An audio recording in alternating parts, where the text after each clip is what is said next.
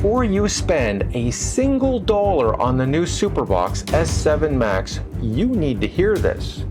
If you've never seen one of these boxes before, it's basically a small Android streaming box with its own apps, its own interface, and no ongoing subscription fees. You buy the box once, and that is it. One and done.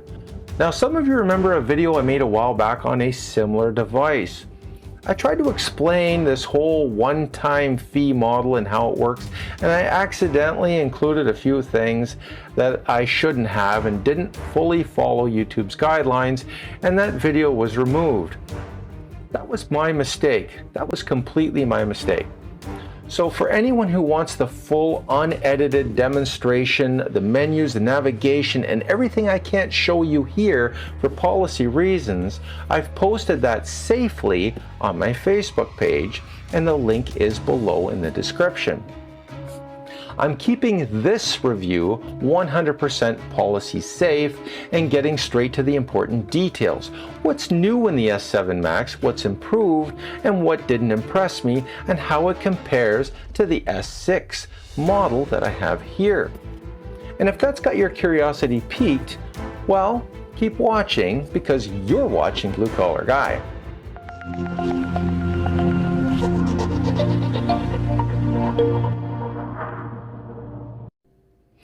Okay, we're back. So today we're talking about the S7 Max, and this is their latest and greatest. I did a video on the S6 Ultra and it was quite popular. It got hundreds of thousands of views, and I'm very grateful for the response I got on that video. Now, one of the complaints I got on the last Superbox video was I couldn't show the content, and for YouTube's policy reasons, I can't. I can't violate copyright laws. I can't show third-party apps. So I have to be very careful in what I show because I don't want to have this video removed also. Now, before I go any further, I need to put this disclaimer. Disclaimer, this video is not sponsored. I am not a Superbox affiliate. I'm not an Amazon affiliate. This video is for entertainment and educational purposes only. Before purchasing this device, you should consult with your country's municipal, federal, and state laws. Now, back to the video. So that disclaimer basically says I don't promote any illegal activity, and I also don't endorse any illegal activity. And I also am showing this for entertainment and educational purposes only. I'm just repeating that for safety reasons and because I want this video to stay published. But I do have some good news.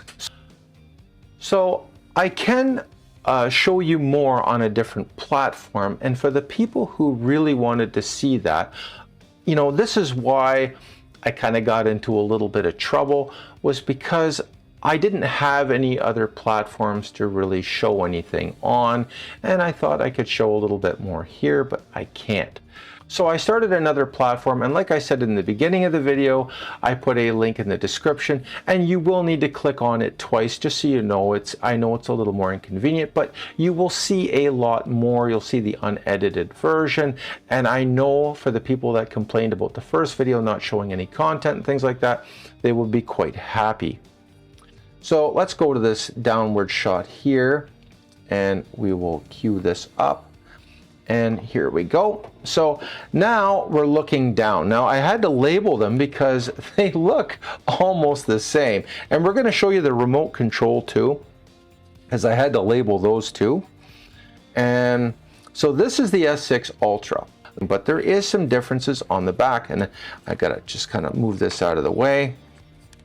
So on the back of the older model, and that's this one, the S6 Ultra, and it has an IR blaster, AV input, and this little connector here, this is a barrel connector for the power, so that you can have the power go in, and this is your optical output if you want to hook it up to a soundbar and that sort of thing.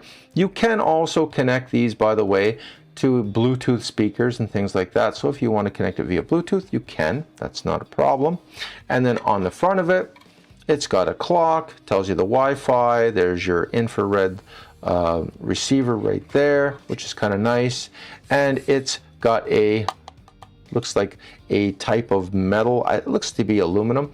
Now, if you look here, I've also got a micro SD card in there, and that's with the software, because I was bench testing these to see. And yes, I do bench test these boxes. This one already has the software in it. So, and on the back of this one, so this is the new model. So if you look over here, now that's a USB-C connector. That's right. So you can use any USB-C connection and you can connect it here and it will work. You don't have to use necessarily the one that comes with it, but it looks like it's, you know, your standard 5-volt connection. And that, you know, that's going to be a big deal for some people, because the one thing that some people have said to me is, well, what happens if the adapter burns out and that sort of thing? You won't need to worry about this.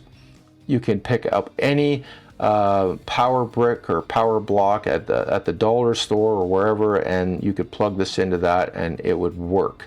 And that is an excellent idea. Now, I don't know if I'd go that cheap on one, but I'm just giving an example of how convenient that would be.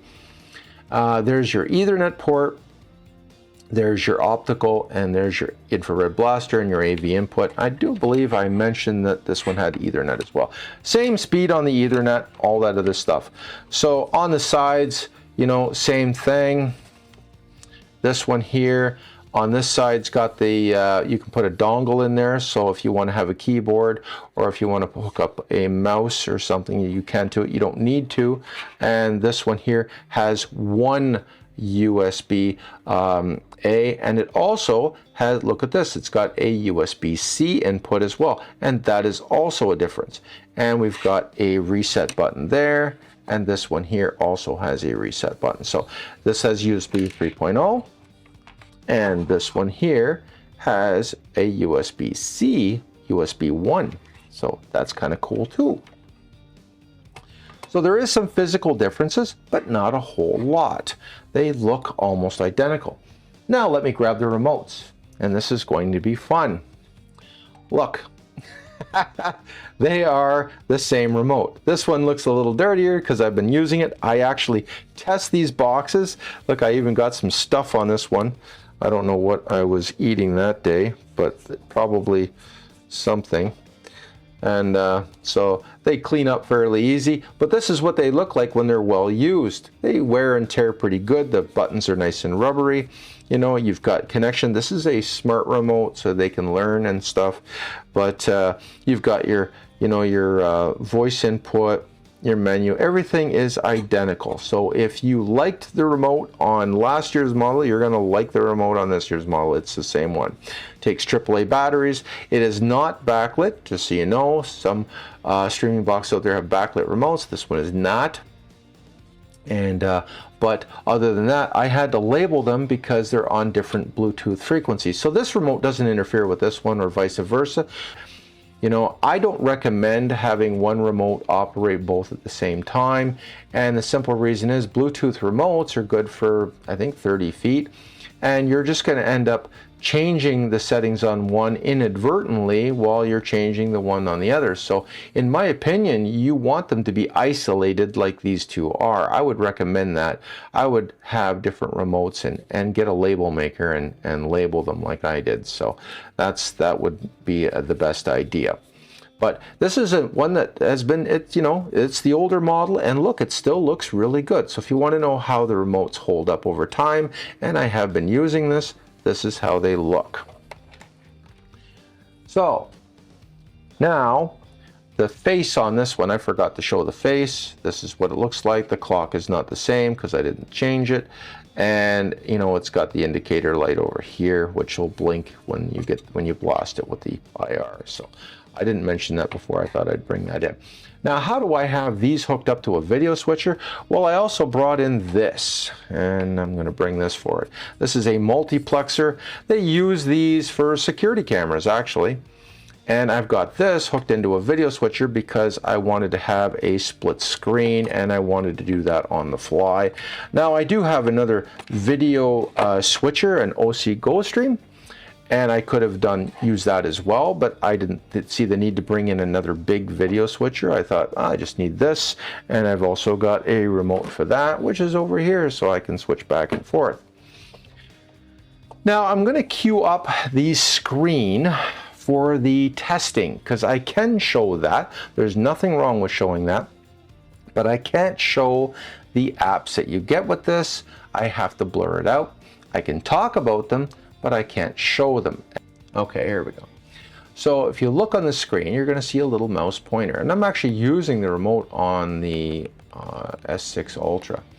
So here's the title. Now it got an overall score of 419, and the S7 Max did a little bit better, but not much. Now this is the graphics score, and I do need to remove me so that you can see more. And it's got the physical score, and then it's going to go down here, and we're going to see what it looks like against popular devices. So they're comparing it with the Google 8 Pro, and you know, the OnePlus 12, the Xiaomi 14, the S24. These are smartphones. And then you've got other scores there as well. So I do check the CPUs and the GPUs to make sure that they are exactly what they say they are, and that they're not just advertising one thing and giving you something completely different. Now I'm going to go over to the other one now. Okay, so now we're going to be testing the other box. And I'm already loaded in the Slingshot, and this is going to give me the score on this box so that you can see this one. I'm just letting it do its thing. So I'm just going to show you what it does when it goes through the process. So when it's doing the test, this is what it looks like. And it's just checking the CPU, the GPU, to see what the score is going to be and how it compares. And this is the result. And I'll put myself in the corner here. So that's what it looks like. And it's just, you know, this is just what they show when it's testing it, just so you're not looking at a blank screen. It's going to go through this whole process. It takes about a minute, and then it's going to tell me the score. It's going to go through some different things. And once it's done this one, I think it does a couple of others. So it's just testing, you know, the frame rate. It's testing, you know, if it gets hot, if the chipset gets hot, it's going to throttle it. It's going to push it to its maximum to see if it fails, if it's defective, that sort of thing. So that's what I'm testing with this software. I'm just testing to see, you know, if there's any problems with it. And this one's almost over, and then it's going to go on to the next one, and then it's going to give me my numbers, and ultimately that's what we're after. We're after the numbers, but this is the procedure that I go through when I check out these boxes and see, you know, some guys don't go to this extent, but I believe if you're spending this kind of money on something, you should at least know what its performance is.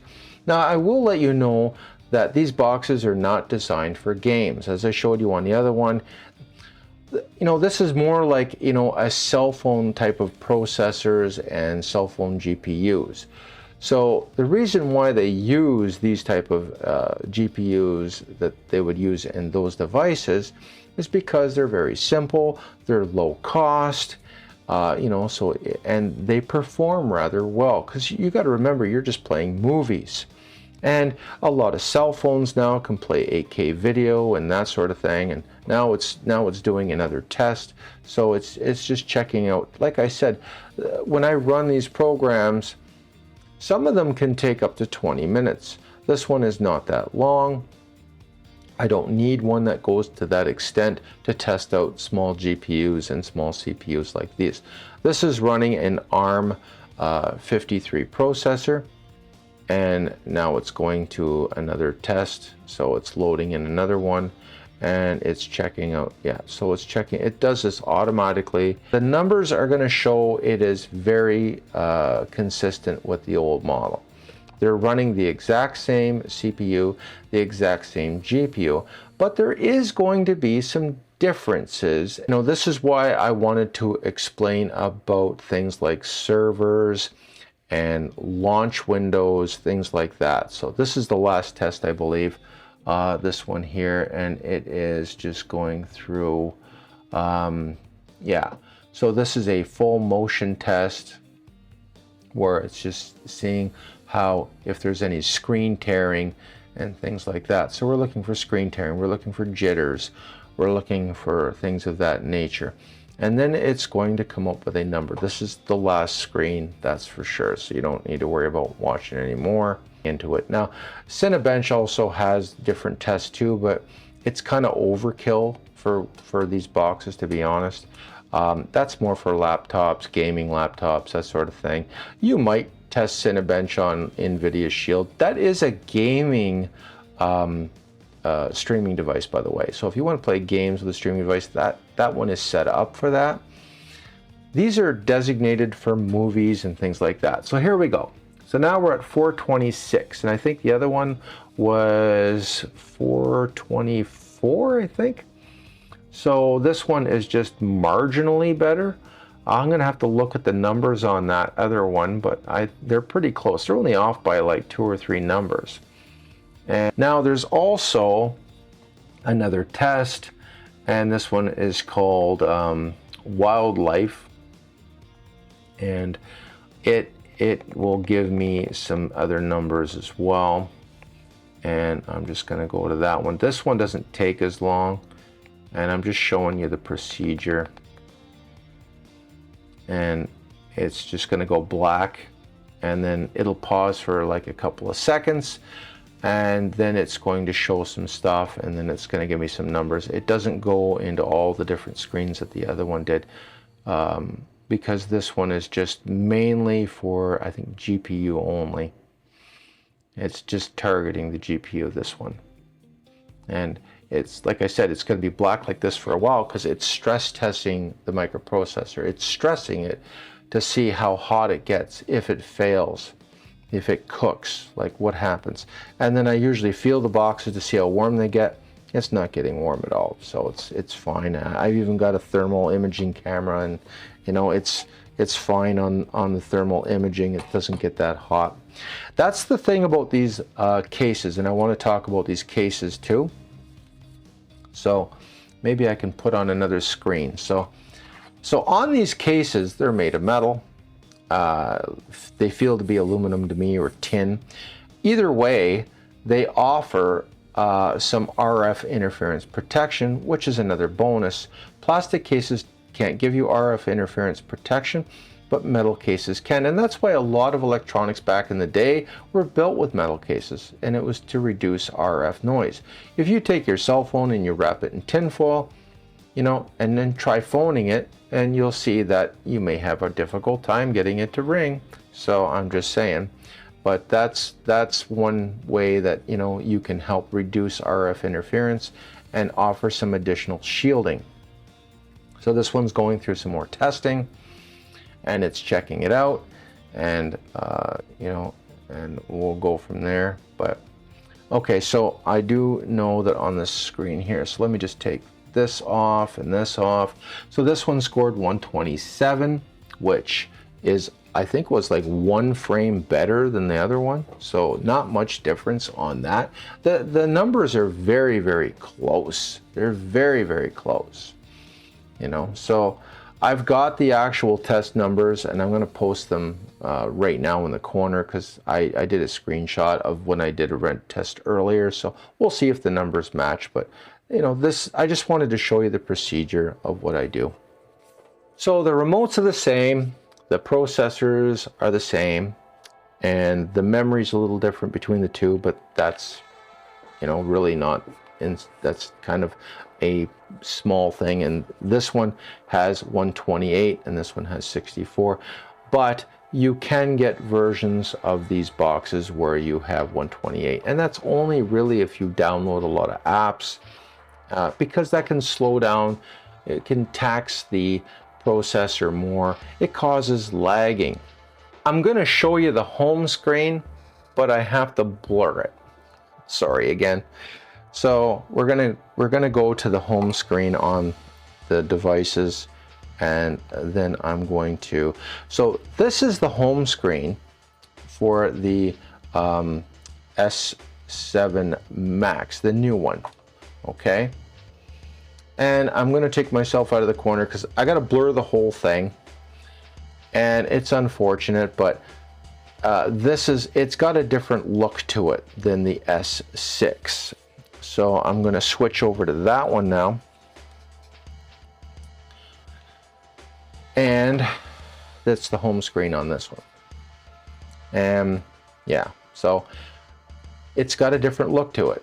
This has got more of a standard look, and the other one is more of a, I guess they've modernized it. They've kind of given it a more high-tech feel, like it almost feels a little more futuristic on the user interface. You know, this one also doesn't, you know, it's got the name and everything in different spots, you know, but other than that, there's some, you know, there's not a lot of differences. Now let's go into the apps. So on this one here, you're going to have your main apps, and I can tell you what they are, but I can't show you what they look like. And so proprietary apps that you get with this box. Now this is the S6 Ultra. So I'm going to put that in the corner just so that it's labeled properly. And this one comes with Blue TV, Blue VOD, Backup TV, and Playback TV. And those are the ones that they have, and that's where their servers are. So these are their proprietary apps. They maintain their own servers, and you know, they distribute it from there. Now if I go to the other one, okay, so on theirs, and this is also blurred out, so sorry about that, you've got Backup TV, you've got Playback TV, you've got Blue TV, you've got Blue VOD, and you've also got this other one, which is new, and this is Blue Sport. So this one has 1, 2, 3, 4, 5 apps, because it has Backup TV, Playback. So all the other ones are the same, but this one has Blue Sport. You would think that Blue Sport would have nothing but sports, but that is not true. It has sports channels on it, extra ones, but it also has more news channels.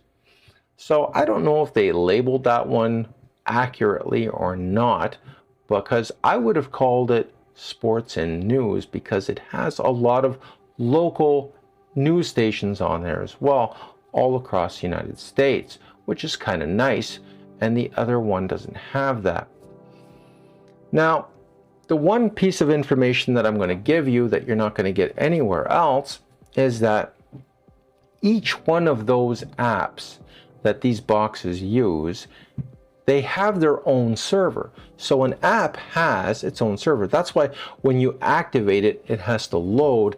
It's actually going to a specific server for that app. And that's critical, and that's why you have backup. So when they give you the backup, if you didn't find a movie, or a movie didn't play over there, you could go to the backup and you could play it there, because it's going to a completely different server that they're monitoring, they're maintaining, because servers can go down.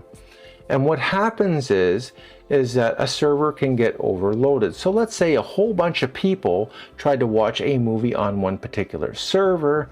That server can get overtaxed, it may overheat, it may even shut down. And then if you only had everything on one server, so if all of those apps were connected to one server, you'd be completely out of service. And that's not what IPTV is all about. IPTV is about, you know, if something goes down, you have something else. So each one of these apps contains hundreds, if not thousands, of different types of content. There's lots. And I would measure it conservatively in the hundreds because there's repeats and things like that, but it's more than enough, more than, let's say, a cable provider would give you. Some of it's redundant, but some of it isn't. Now, they also have apps that are, I call mid-tier apps. These are not Superbox's apps, but they have them on their device. In other words, they're easily downloadable, but they don't belong to Superbox. They're not their servers, but they also have redundant content. And I've tried those ones. They also have additional content if you like adult content. Okay, so keep that in mind too. So if you want to see adult content, because Superbox with its apps is family oriented. So if you want to keep things family oriented, just download their apps and that's it. But if you want adult content, they have access, you have access to that, and you can download those apps. And not only will you get all the regular movies, but you'll also get a lot of adult movies as well. And I don't have the exact number, but it's well over 2,500 on at least one of them alone. So as a reviewer, I need to let you know that you can access that stuff as well, whether you're interested in it or not. I have done reviews on the ONN box, otherwise known as the ON box from Walmart. And I've also talked about side loading and those apps. Those are what I call low tier apps. Why? Because the servers are usually overloaded, because there's no fees and anybody can get access to it. And the other problem is malware. Malware slows down your device, and they have malicious malware on them. Now, I've talked about malware when it comes to Superbox. I've talked about malware when it comes to VCBox. And I have described the software on these boxes as a type of malware, but that isn't completely accurate. So technically, it's not malware, okay? But when you scan it with certain scanning tools, it shows up as malware. Now, I'm not defending this company in any way, shape, or form, but I do need to tell you the truth. So initially, it appeared to me that this malware, or whatever it is, was to protect their proprietary apps. But their apps are kind of secure in that they don't work on other devices regardless.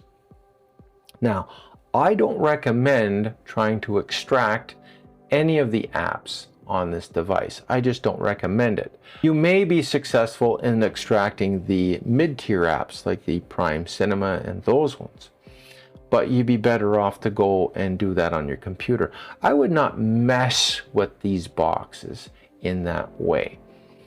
And the reason why is that you may risk accidentally bricking the box, meaning that it will no longer work. If you do the wrong things to this box, if you do certain things in the programming, if you try to reconfigure things, if you try to change like boot logs and things like that, you can cause the box to be bricked. And so this is why I don't recommend it. Now, I don't think that that would happen if you tried to extract anything, but I also wanted to tell you that there is nothing on these boxes that I would view as spyware. In other words, nothing that I would view as things that are trying to get your passwords, things that are trying to get your banking information, that sort of thing. I don't find anything like that on these boxes. They can, however, remotely control the box, and that also falls into that malware category because we're talking about a non-certified version of Android. And I'm actually pushing for people to use that. Why? Well, because a non-certified version of Android isn't going to do any updates that's going to get rid of any apps like the certified version might. So there is a rumor, and it's just a rumor, that some of the other boxes like your NVIDIA Shield, your ONN box, those boxes that you buy commercially, if they do an update, because they run certified versions of Android or Google, and that's going to cause the update to stop the box from doing certain things or restrict it from doing things. In other words, it's not going to make you happy. Non-certified versions of Android, otherwise known as AOSP, will not have that issue. They won't be affected by any updates. Now, these boxes are running Android 12. Yeah, I think it's Android 12. So these boxes are running Android 12, which is the same as the S6 Ultra, by the way. And they also are using the same type of memory, DDR3. That may have been something I would have recommended to switch to DDR4. It's a little faster. And the other thing is that they have a 250 megabit per second decoder. So when you're watching movies, you have 3 different ways of decoding it. I always put it on advanced decode because that gives you the best resolution. A lot of people have said to me in comments that the NVIDIA Shield is far superior than these boxes, that these boxes have basically $40 worth of parts, and that's it. Is that a lie? No, these boxes are manufactured quite inexpensively. However, it's the software and the servers that are worth the money. That's what you're paying for. It's not so much the hardware that you're paying for. You're paying the premium price for the server usage, and you're also paying for the software that connects to those servers, because these are proprietary apps. And believe it or not, that makes a huge difference. I have tested different kinds of boxes. I have been fortunate in that I've tested U boxes, VC boxes, Super boxes, Yoka TV boxes. I've tested the On boxes.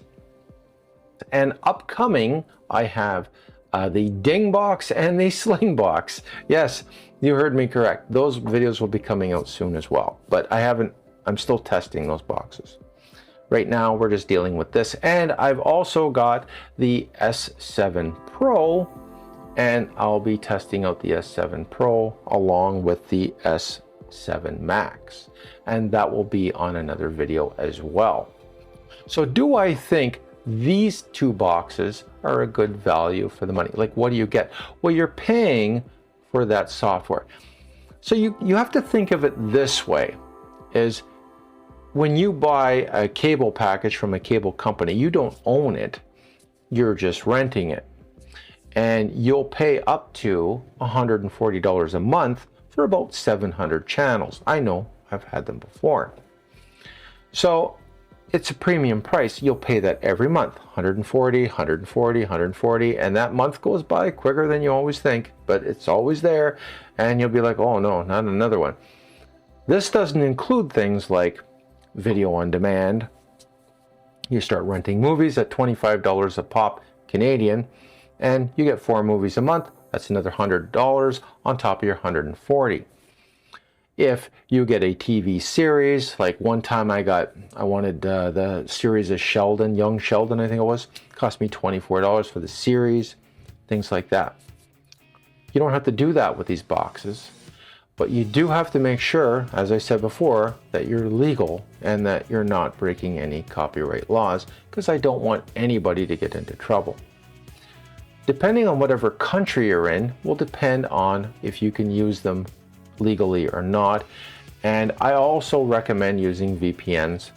I'm not sponsored by any VPNs, but you should always have one, regardless if you have a streaming box or not, because your privacy should be guarded.